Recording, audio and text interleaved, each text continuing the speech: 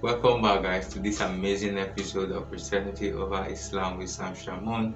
And on this debate, a Muslim struggles and admits that Allah deceived the world in crucifixion. On this amazing debate, I hope you know that many Muslims believe that Jesus was not crucified and that Jesus was exchanged with someone else. Let's find out the details from this video. So what I know is Judas was the one who was crucified in the And how do you know imitation. Judas was the father of Jesus? How do you know it was Judas? Where did you get the Quran? Where does Quran mention Judas? I got this from.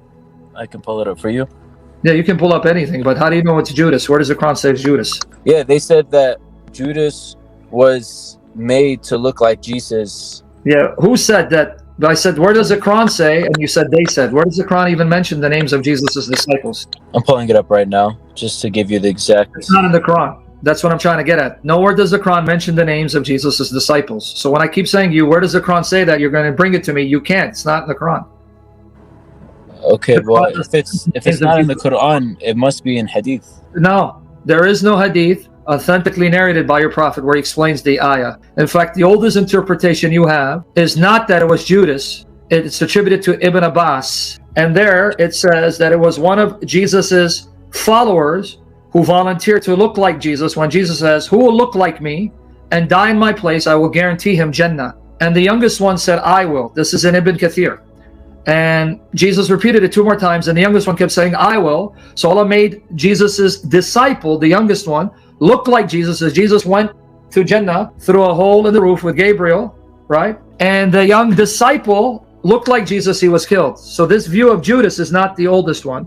The oldest one is found in Ibn Kathir, attributed to Ibn Abbas, is that it was a follower of Jesus who volunteered to look like Jesus. But either position, you got problems.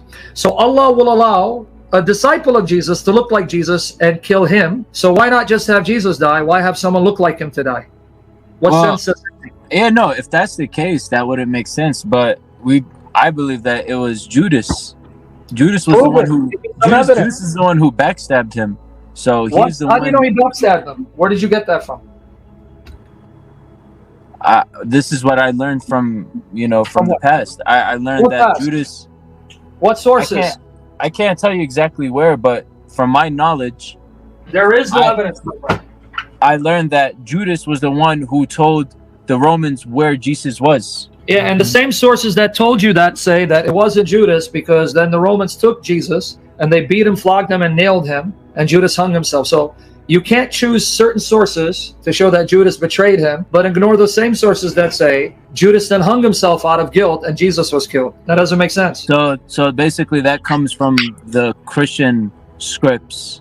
Where Yeah, and what scripts do you have older than the Christian scripts? The only sources you have about what happened to Christ in the first century are these Christian scripts that you call them, the Gospels and the letters of the New Testament. Everything else will be second, third, fourth centuries, and even those sources don't say Judas.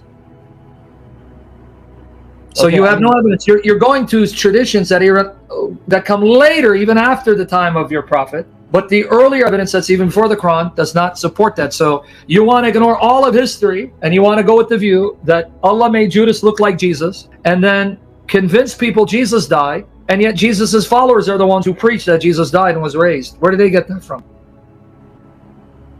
You said Jesus' followers. They went around preaching that Jesus was killed and was raised from the dead and appeared to them before he went to heaven. So where did they get that from?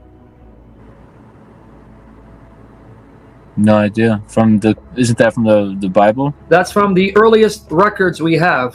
The Gospels, the letters, even if you don't accept them as inspired scriptures, you don't need to. You don't have to believe they're wahi. When an historian wants to examine the life of Jesus, he has to go to the earliest sources. And this is what historians do. I'm not making it up. You can go to YouTube, the earliest sources on the life of Jesus, and they're going to tell you it's the Gospels and the letters of Paul.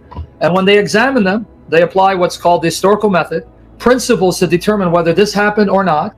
And on those historical grounds, even an atheist scholar like Bart Ehrman will tell you that we know for a fact Christ was killed. We know for a fact that his followers believed they saw him alive, physically and was taken to heaven physically, and they preached that. Now, he doesn't believe Jesus was raised because he's an atheist. But he goes, but we know for a fact he was killed and that his followers were convinced they saw him alive physically and he went to heaven. So where are you getting Judas? I don't know. When even historical scholars who are skeptics, atheists, will say, it is a fact he was killed by crucifixion. That's one fact we know for certain. And his followers were convinced they saw him alive physically after he was killed, which led them to preach that God raised him from the dead and he will return from heaven at the end of time. So where's your evidence that's earlier and more reliable? You have none.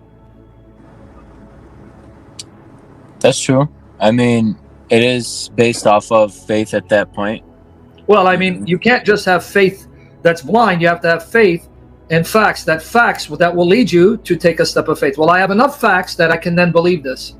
But you don't have facts to support your faith. You have the statement of one person that you trust was a messenger, but even that statement in the Quran says they neither killed him nor crucified him, but it appeared unto them, which led to the Muslim scholars debating on what it exactly means. They couldn't even tell you the exact meaning. That's why I said, if you go to Ibn Kathir, don't take my word for it. Go to the commentators, Qurtubi, Tabari, Raz, whoever you want.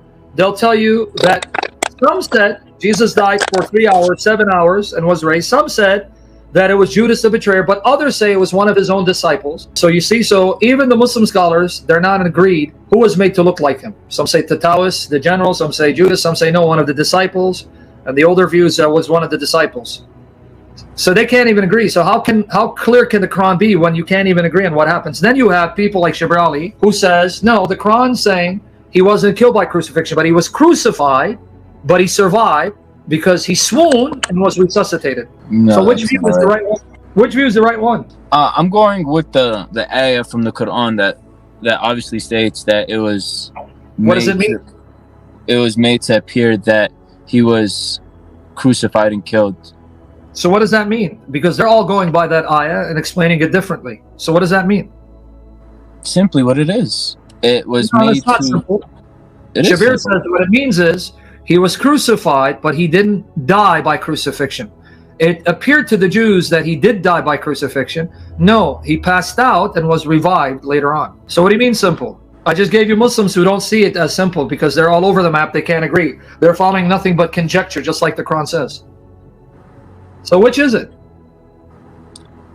I believe what the Quran says. Okay, well, it says that they neither killed nor crucified him. Okay, the Romans did. Hey guys, before we continue with our video, there are so many Muslim sources that are in disagreement with this aspect of how Jesus died and who betrayed him. Judas, some believe that Judas was the one who was crucified in the place of Jesus, and some believe that it was one of the disciples who was made to look like Jesus and he was killed in his place and God took him to heaven. And they refuse to believe that Judas was the one that betrayed Jesus.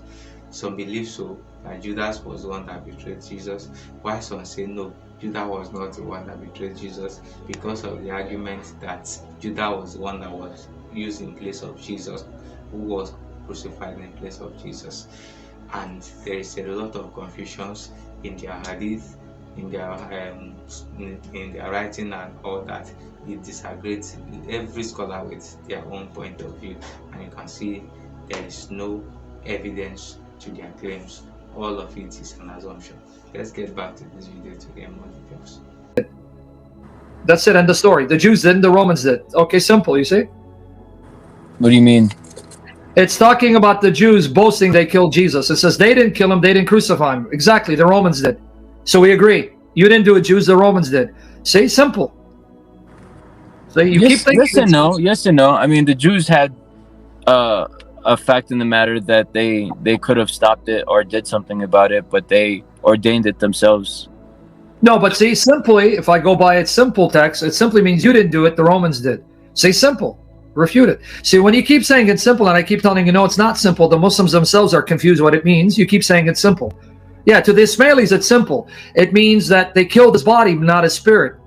So they thought that by killing his body, he died, but no, his spirit lives on. That's Ismailis. They're Muslims. Simple. See, you keep saying it's simple. And I'm telling you, the Muslims who are reading the same verse, it's not so simple. They're disagreed. Right. I understand that.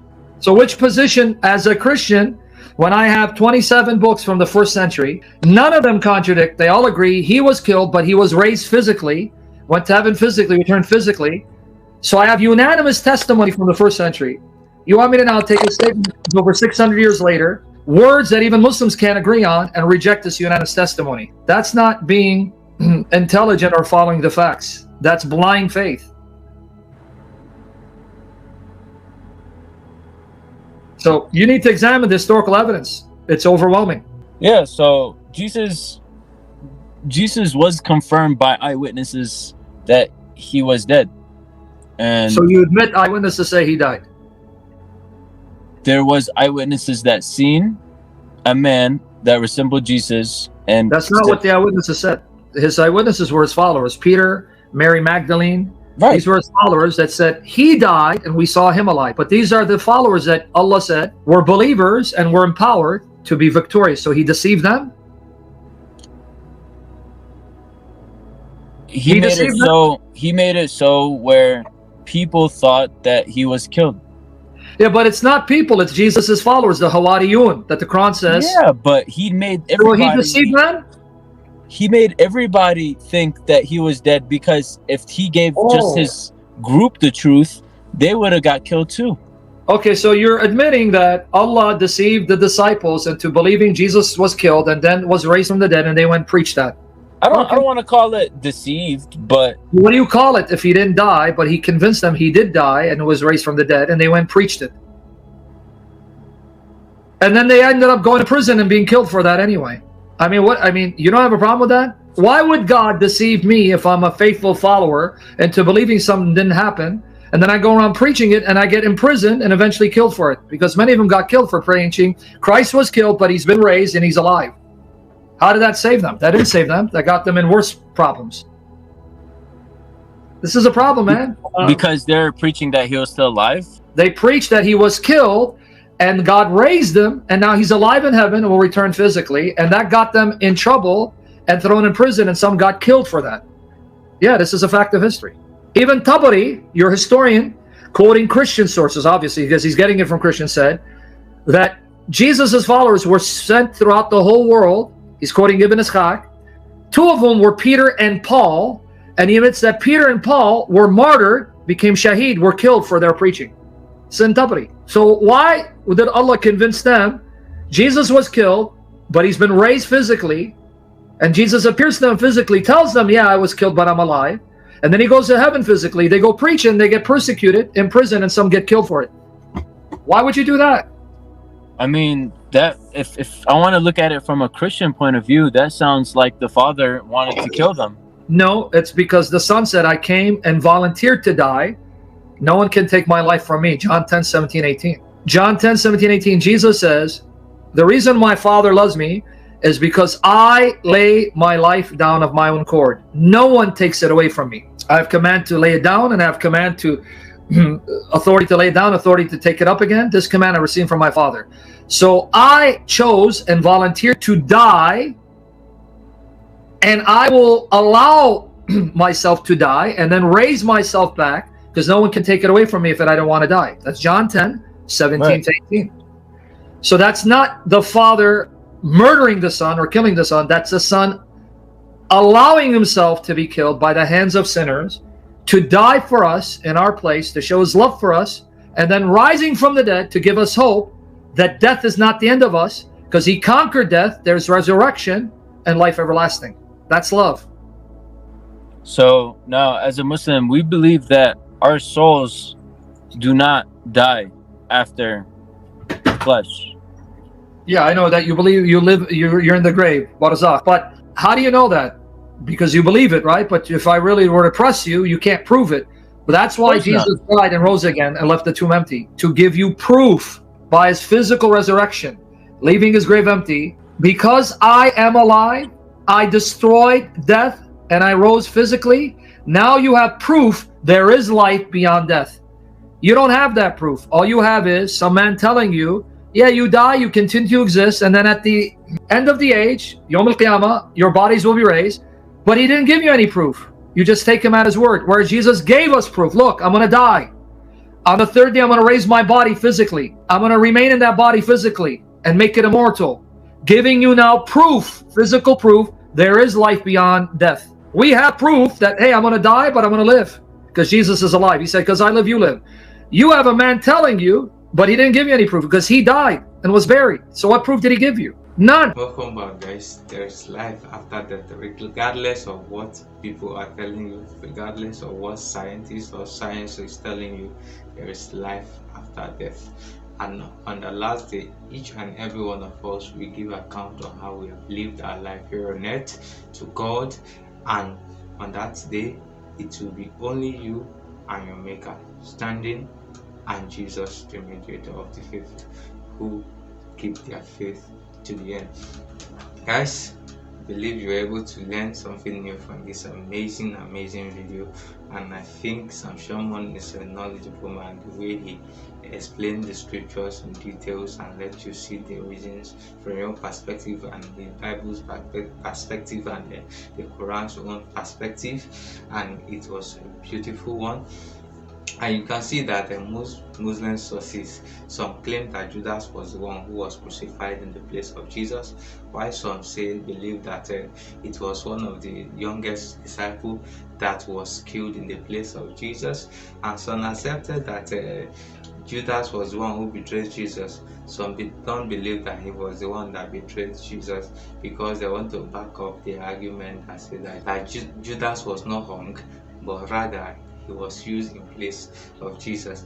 As you can see, there are so many contradictions from every part from their writing in this very topic. So there is no concrete evidence from any of their writers. All of them was based on assumption. There was no concrete evidence. And the most amazing part of it is that they believe that God, Allah, made it so to appear to them that Jesus was killed. And if it is so, does that mean that Allah deceived these disciples of Jesus who were eyewitness to what happened? If it appears to them that Allah made it so, then Allah has deceived them, and He did not stop there. He allowed them to go out to preach to the people, and some of them were in prison, some of them were killed. Does that mean that Allah has deceived these people according to your own Quran and your Hadith? I believe you were able to learn something new from this amazing video. Let's know what you've learned in the comment section, and also don't forget to share our videos with your friends and your family, and do it to subscribe to this channel if you are yet to do that. Thank you.